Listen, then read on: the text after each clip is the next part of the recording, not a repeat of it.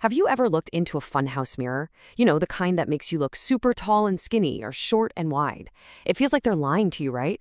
Well, today, we're going to pull back the curtain on that magic. We're diving into the physics of curved mirrors to figure out how they literally bend reality right in front of our eyes. I mean, it's a fair question. We trust our flat bathroom mirror every single day to give us the straight story. But the second you add a curve, it feels like all the rules just go out the window. So what is actually going on here? You know this phrase, you've seen it a million times, etched onto your car's side view mirror. But here's the thing, that's not just some boring legal warning. It's a massive clue. It's telling you, flat out, that the shape of that mirror is designed to mess with your perception of distance. And that little phrase, that's our way into this whole amazing world of what we call spherical mirrors. Okay, so to get our heads around curved mirrors, we've got to start with one basic fundamental law of reflection. And it's super simple. The angle light comes in at equals the angle it bounces off at. That's it. This rule works for every surface, whether it's flat or curved. The magic and all the weird distortions, it all comes from how that curve changes the angle of the surface at every single point.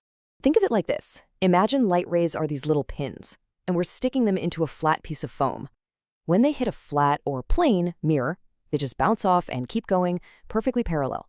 What you see is a perfect one-to-one reflection. Super simple, right? No surprises.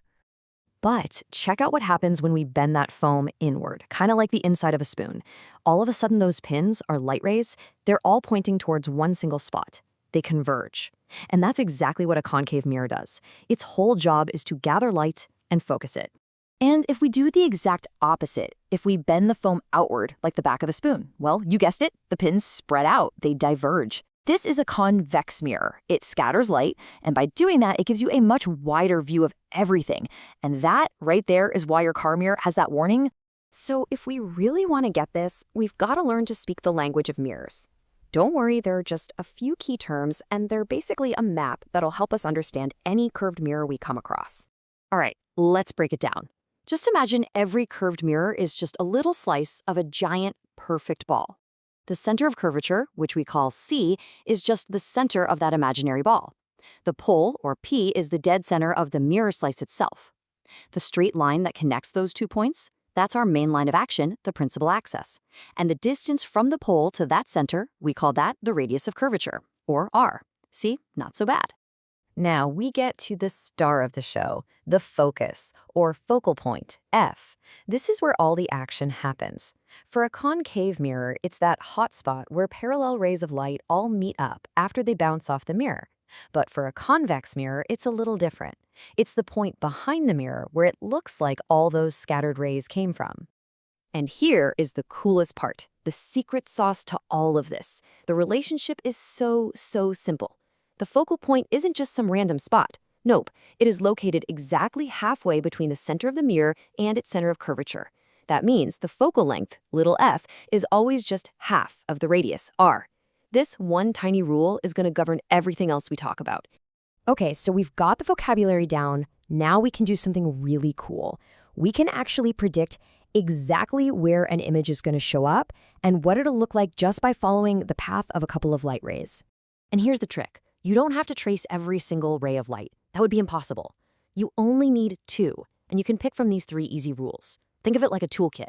Rule 1, any ray that comes in parallel to the axis bounces out through the focus. Rule 2, any ray that comes in through the focus bounces out parallel.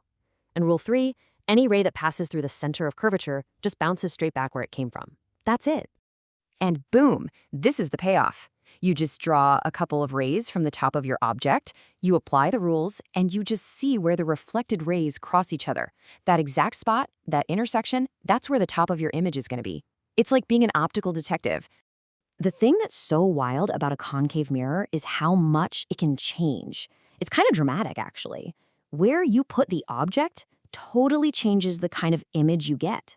So if you put an object way out there beyond C, you get a tiny upside-down image. But as you bring it closer, the image gets bigger and bigger. Then, once you get really close, inside that focal point, everything flips. The image suddenly becomes upright and magnified. That's the secret behind a good makeup or shaving mirror. Now, unlike that dramatic concave mirror, the convex mirror is, well, it's predictable. It's reliable, it makes one promise, and it always, always keeps it. No matter where you put an object in front of a convex mirror, the image you get is always going to be upright, virtual, and smaller. And that predictability is exactly what makes it so perfect for a car's side view mirror. So, we've walked through the theory, we've learned the language, we've even drawn the diagrams.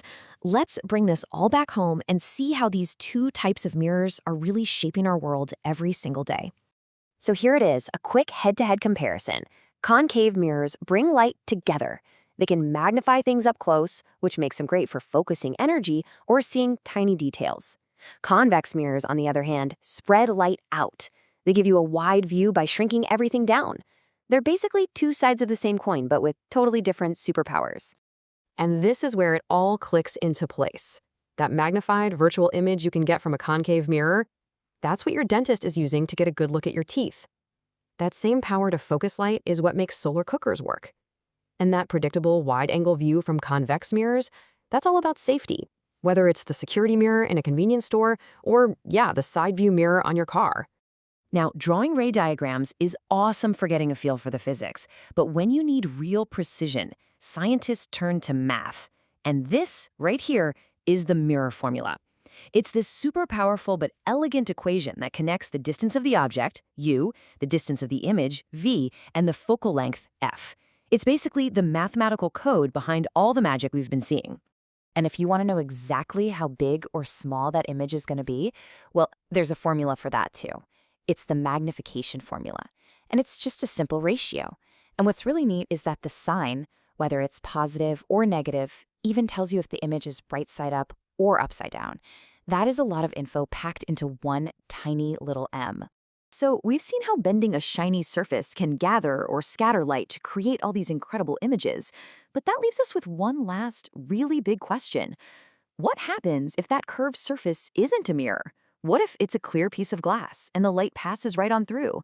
What happens when light bends not by bouncing off, but by passing through? Well, that's a story for our next explainer.